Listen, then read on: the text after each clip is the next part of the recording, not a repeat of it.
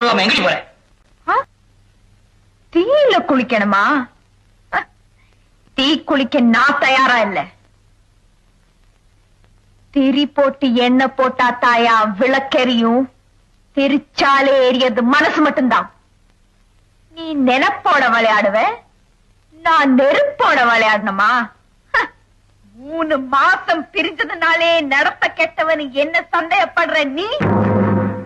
உங்க அப்பா செத்து 15 வருஷம் ஆகுது.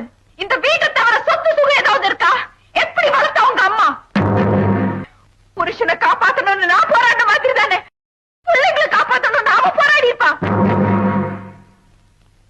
அவளும் தான் எல்லாரே மாதிரி ஒவ்வொரு நாள் ராத்திரி படுத்து எந்திரிக்கிறா. விடிஞ்சு எந்திரிக்கும் போது அவன் படுக்கையில மட்டும் ஏதாவது பணம் இருந்ததா?